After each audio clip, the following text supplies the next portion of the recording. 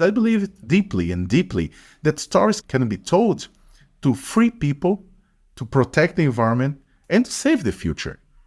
We just have this planet. We just have Earth. This is the biggest story to be told for this and the next generations. How everybody decided to save Earth. Hi there, and welcome to Voices from the Institute for Human Rights in Business, also known as IHRB. I am Deborah Sago, and in this podcast, you will hear from people working to make respect for human rights part of everyday business. You've just heard from Leo Sakamoto, a journalist who has campaigned for many years against forced labour in Brazil. In this episode, you're going to hear examples of net zero initiatives that are having both negative and positive impacts on different communities there. My colleague Hayley St. Dennis spoke to Leo. She's with you now. Hayley, we've talked about the impact that decarbonisation can have on different communities before. But just briefly explain, what are the challenges to human rights when it comes to getting to net zero? I guess one of the best ways I can boil it down is this tension between the rapid speed and scale with which we need renewable systems to roll out, as well as fossil fuel systems to shut down, and the really quite slow, patient work that is required to build trust with workers and local communities through that process. So it's that tension of we need to rapidly respond to the climate crisis, but the human response to change is a slower one that requires trust building. So we understand that getting to net zero is urgent. Can you give us examples of some of the communities that this would affect? Yeah, let's start with workers, who are in many ways at the center of this industrial disruption. There are estimates, for example, that 80 million jobs will be lost in the fossil fuel phase out. That's an enormous impact, of course, at a macroeconomic scale, but also in terms of every single worker's individual life and livelihood. And at the same time, there are also estimates of 100 million jobs being created in this new green economy. But not every job is going to be perfectly transferable or geographically located or otherwise, right? So jobs will be lost, new jobs will be created, some will be substituted, nearly every job will be transformed. And so this concept of just transition really refers to managing that process of the social impacts well. And really at the center of that is meaningful engagement with these communities, workers in this instance. What does it mean for workers to really be at the table to help decide their own fate, to deploy their agency in the process of decision making? So you're talking to Leo from Brazil, and this is a timely conversation for Brazil right now, isn't it? Absolutely. Brazil is the host country for COP30, the global climate summit that convenes leaders from every country and their negotiators annually to ratchet up their ambitions in terms of decarbonization and emissions reductions, adaptation, and many, many other important topics therein to combating the climate crisis. And Brazil is particularly important because it's taking place in 2025. That means there's 5 years remaining until 2030, which is our halfway point for achieving net zero. We're nowhere on track for meeting those halfway targets. And so there's a huge imperative for Brazil to really serve as an important tipping point somehow. And on top of just that, Brazil is, of course, also the home of the Amazon rainforest, the lungs of the world, it's often described, and also has incredible diversity in terms of indigenous populations. And so Brazil as host is really also trying to elevate both the nature and biodiversity crisis as a central component of the solutions we need, as well as indigenous-led approaches and the fact that indigenous peoples are some of the best stewards of our planet, and how do we better empower them to actually lead the response moving forward. Thank you for that insight. It really sets the scene for what's to come. So, Hayley, why Leo in particular? Why is he so well placed to talk about this? Well, first and foremost, Leo is one of the global foremost advocates and experts on all things modern slavery, forced labor, and human trafficking. And he's seen how that's played out in global supply chains for the last 20 years. He set up Reporter Brazil, which is a very important investigative NGO, not just in Brazil, but in the whole region on these issues. And increasingly, their work is focusing and intersecting with both the climate crisis and the climate response. And given Brazil is hosting the next Global Climate Summit in 2025, he felt like the perfect guest to really bring this global agenda down to a local context. So I really wanted to understand how this intersection is playing out in Brazil in particular. It's very interesting, Haley, because in Brazil, not just in Brazil, but the entire world, but in Brazil it is more dramatic. You have the slave labor and human trafficking directly involved with the climate issues because we have thousands of enslaved people. We have enslaved people working charcoal camps, producing charcoal for big iron and steel industries. Enslaved people cut down the forest to the introduction of crops of soybean, cotton bean, rice bean that in fact feeds the world. We can say that when we fight slavery and human trafficking in Brazil, we are trying to mitigate the climate change impacts too. Absolutely. And just to jump in really to how Brazil's climate progress is going, it's actually a very promising renewables powerhouse, but its greatest emissions area really is agriculture, as you just said. It feeds the world.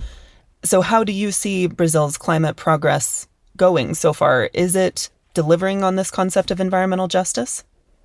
The biggest problem with Brazilian model of production of electricity, our model is a big contradiction, in fact, because in one hand, Brazil is proud to say that is one of the biggest producers of clean energy in the world. But we put on the basket of clean energy hydroelectric power. And this is not true, in fact. We fight for years in Brazil to avoid the construction of the dams that took decades to be built because they expelled hundreds of the impact for the environment of construction of some dams in Brazil. It's beyond the imagination. For example, Balbina. Today, this hydroelectric power plant produced the same amount of gases of greenhouse effect as a plant that burns oil, for example, because it's producing methane and other gases. The same thing is happening now that Brazil is investing billions of dollars to implement huge camps of wind power plants, solar power plants, biomass power plants. And for example, Reporter Brazil is monitoring for years the introduction of wind power plants in Northeast region. That's the poorest region of Brazil, the most beautiful, but at the same time, the poorest region of Brazil. Under the promise to bring progress, to bring money to little communities, the big companies are building these giant wind producers, electric producers, and creating huge impacts along this population. I believe that this is a very big contradiction. At the end of the day, we are repeating the same mistakes of the past. And this is the biggest problem. So many points I want to pick up on there, Leo. Fascinating. One that really resonated with me was the point you made that we're repeating the same mistakes of the past. And I think that's something we at IHRB are hearing constantly in our engagement with communities, advocacy groups around the world, is there was no justice to start with. So for any transition to be considered just in the future, it needs to right the mistakes of the past. It needs to restore communities and build on that foundation. I'm just curious, the just transition concept really originated with the union movement globally. What are the unions calling for in Brazil right now, and what is their capacity to support workers? In 2017, Brazil approved a giant change in our labor law. This reduced the power of unions, workers' unions along the country, reduce the amount of resource that goes to the unions along the country. And what we have now, it's these weaker unions that in fact are fighting for their own surviving. Of course, there are very strong workers' unions involved directly for example, we have unions working in Amazon rainforests that are fighting against slave labor, fighting against climate change, fighting against any damage to the environment that can contribute with climate change too. But at the same time, we have unions in big cities or industrial cities that are fighting for the right to pollute. We can hear the same speech in Davos in Switzerland. in the annual meeting of the wealthiest among the wealthiest. But it is strange to hear that along the workers, that we expect more solidarity. I'm not saying that it's huge and it's large. We have some unions, national unions, that are very concerned of climate change. But at the same time, we have this very strong economical speech the market needs, Brazil needs, the improvement of the economy needs. It's interesting because when you're talking about indigenous groups' rights, it is another entire chapter in Brazil, in fact, because Brazil operated a genocide along centuries among their own traditional communities, along the indigenous population. Of course, that now they have more rights than before. But at the same time, we have a very strong national congress with a very strong representation of rural owners, cattle ranches, farmers, people that extract timber and minerals, that are trying to reduce the rights of the indigenous population against their lands. According to Brazilian research, the best preservation, environmental preservation today, is on the indigenous lands. They are the best guardians for the Brazilian land. It's better than the national parks. It's better than biological reserves. The indigenous lands are more protected because they protect their land. Is of course. The problem is, even today, we have the Lula government with a strong speech internationally, saying to everybody, we are taking care of indigenous, we are taking care of Amazon. But inside the country is quite different. Not because Lula by himself is against it. He's pro to defend these groups. They work for that. But inside the country, we have the Congress, we have the Justice, we have a lot of groups that are not giving the support, and in other hands are working against it. And then Brazil has an international image they're trying to build, but the internal reality is very different, with workers trying with a few money to do something and indigenous trying to do something almost alone.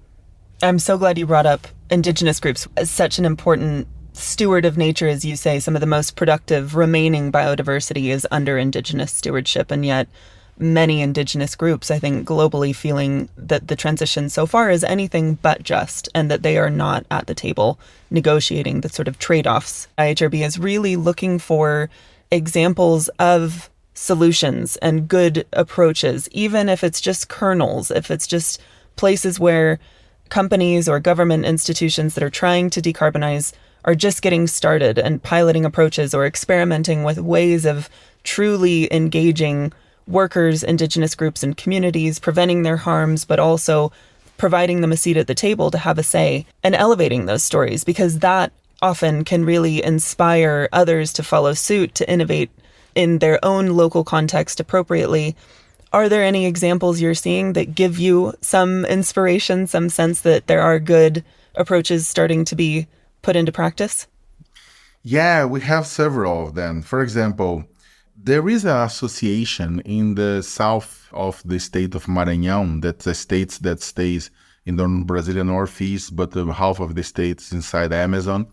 The western point of the states, you can find a city called Açailândia.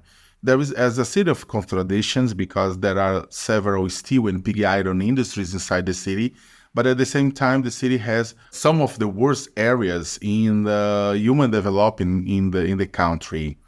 It's interesting because the city is the home of hundreds of workers that were trapped to work as slave workers in charcoal camps. Charcoal that deforestate the Amazon and then burn in pig iron industries. That pig iron is a raw material for steel. And what this association, the Centro da Vida e dos Direitos Humanos, it's a human rights and life center in Açailândia, what they did, they released workers from slavery, and it's important to say that when someone is released from slavery, sometimes they find the same situation than before, and then he's trapped again in the same system. This association put together the workers, the released workers from slavery, and help them to create their own businesses in the production of goods, sustainable goods. They produce, for example, a toy factory with toys produced of sustainable timber. And these toys have been sold to all country. We have some social settlement programs in Pará state that put together workers that used to work in deforestation or workers that used to work in production of charcoal, and then put together to produce cocoa to chocolate in a sustainable way. At the same time, we see in several areas in the Northeast, communities working together to produce a solar and wind system, not in an industrial way, expelling their communities of the area, but in a responsible way, using this as happens in Rio Grande do Norte, as happens in Paraíba, as happens in Ceará, as happens in Piauí, using this really clean energy to implement local industries to process their production. I visited some of these projects and they're amazing. And what's important to say, because all the time when you see the government, the market, the investors in Brazil say, wow, we need huge power plants because we need to carry energy for the poor, everybody knows this is a lie, because it's to bring energy for their own city projects, but not for the poor in rural areas. Because the poor in rural areas, we have examples, very good examples that shows that it's not necessarily. The same thing happens in the heart of the Amazon rainforest. We have entire communities that has their own solar system, that has their own wind system, and they are living very well with access to the internet, with access to electricity for all their needs, to the access to the communication without the necessary to be connected with the national lines, connect with very polluted ways to produce electricity. I can stay, I believe, the entire day talking about these projects. Yeah, it's one of the most exciting parts of this Just Transitions agenda that we all work on. For me, is its transformative potential. I have to ask you about COP30, because Brazil will be hosting the Global Climate Summit next year in 2025, potentially the most significant moment in climate diplomacy since the Paris Agreement in 2015. Every country will have updated its detailed targets and timelines for achieving net zero, hopefully ratcheting up their ambition for doing so. But there will also just be 5 years remaining for all actors to have hit their halfway targets to 2050. So what do you hope COP30 can achieve, both ambitiously but also realistically? Well, first of all, I believe it depends of who wins U.S. elections, in fact. Because if you have Donald Trump winning an election, we will have a problem, because probably United States will leave again of the Paris Agreement. At the same time, if we have Kamala Harris winning, we have a chance to try something. It's not meaning that Kamala will bring a revolution to the world, because the problem is the power, the economic power of some players in the US or China, Russia, inside these countries to keep things always.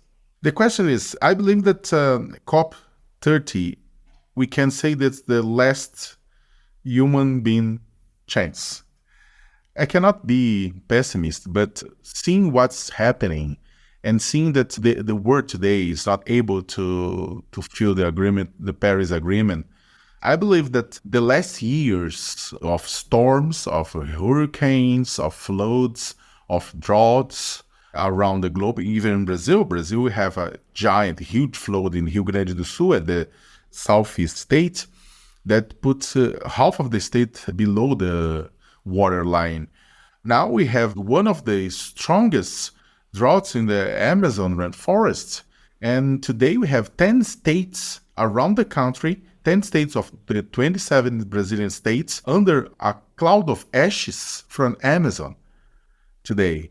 It's hard to breathe in São Paulo today, where I'm talking to you all. 77% of the Brazilians believes that the climate change is ongoing and the responsibility is human actions. The biggest problem is how we blink first, because the underdeveloped and the global south is expecting for the wealthy countries that pay more to keep the forests, to keep the environments, to keep our countries far from deforestation, for other environmental crimes. And the rich countries are not agree with that, or agree with just little compensation. I believe this is the biggest issue today. I'm not saying that even with the compensation, the global south will work properly. They really, we see a lot of governments saying that they really have the right to pollute, as the Western Europe and United States have done before. But I believe that COP30, considering all these natural disasters that are not natural disasters, are caused by human beings, can push the humankind to say, okay, this is one of our last chance, probably the last chance to do something. And I believe that Brazil has a very big, important role to play. Even with all the contradictions internally, the Lula government is still a government that are concerned with that. It will be complicated. Belém, it's a city of contradictions too. It's one of the most beautiful cities. It's the gate to the Amazon, but at the same time has an elite that is not concerned with climate change. Is concerned more with the profits of deforestation of Amazon, or mineral exploration of Amazon. It's a city of contradictions, with trash collection, with water supply, with a lot of things that are in the discussion of climate change and the improved dignity. But I believe that it's considering how the world is answering to the 150 years of stupid exploration of other human beings. The human beings have their last chance to, okay, let's turn the conduction of the world to other side. Let's pay more for that. Let's have more responsibility. Let's pay the price to change, or let's just push this ahead and hope that the next generation can forgive us.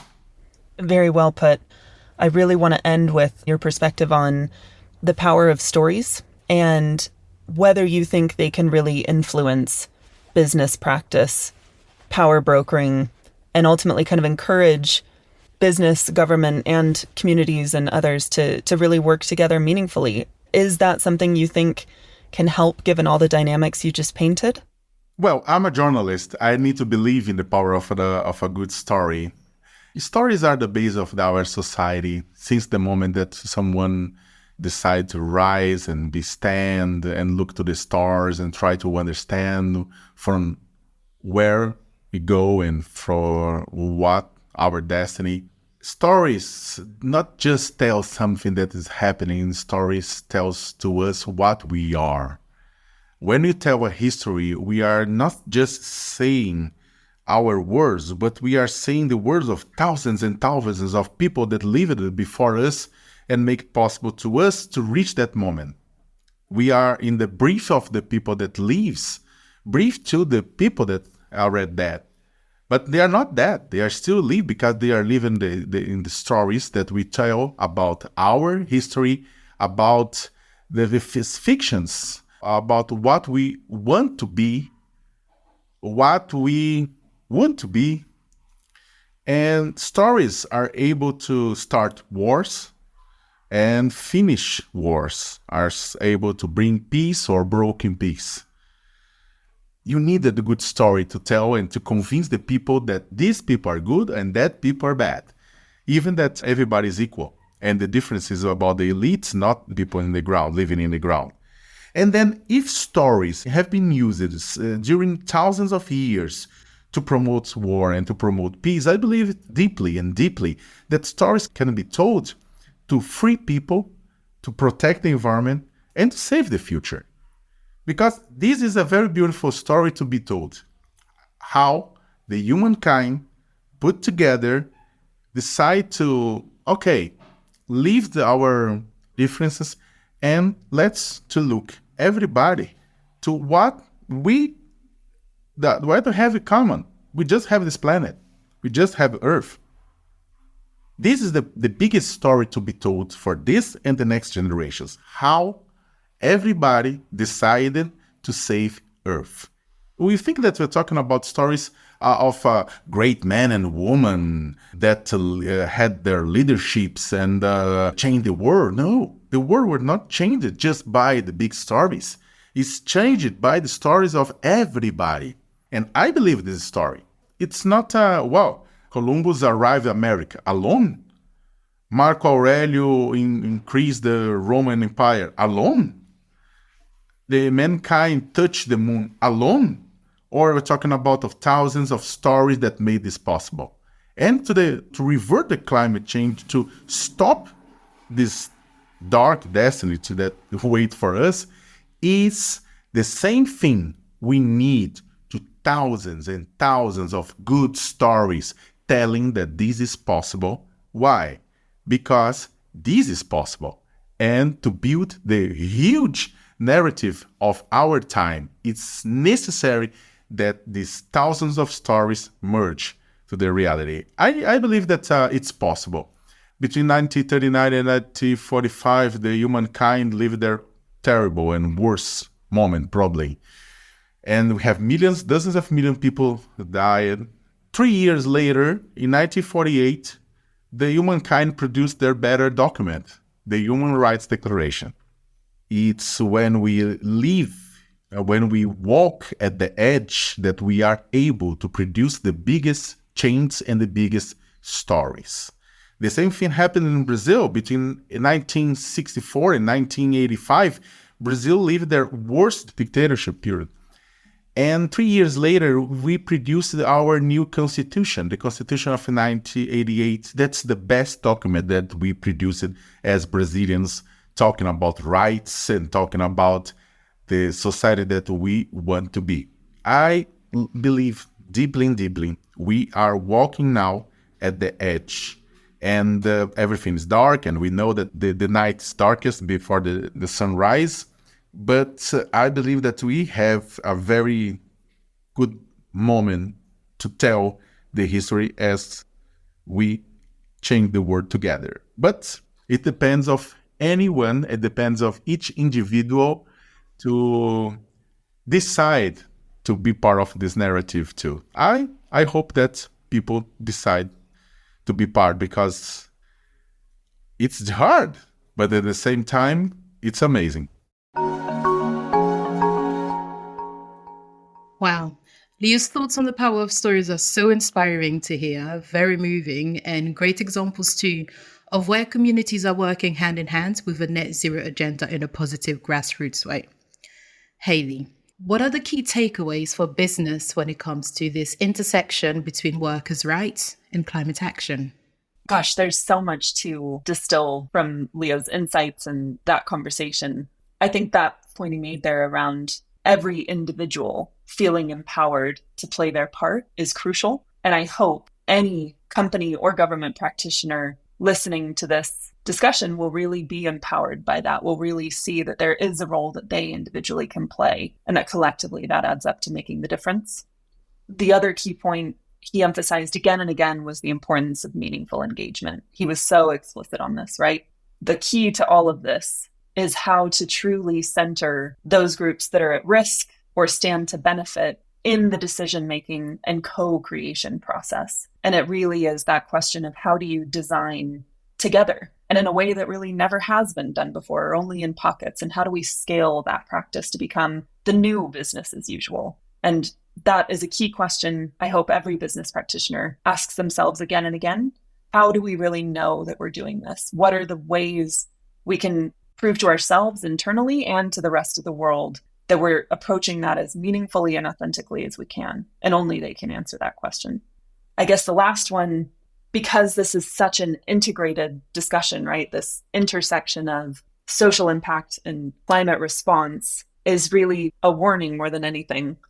Silo at your peril. Continue this approach of sort of the social sustainability department doing its job while the climate science and environmental people are doing theirs. There's a need for a radical breaking down of barriers and silos, both within businesses as well as in governments and the UN system as a whole.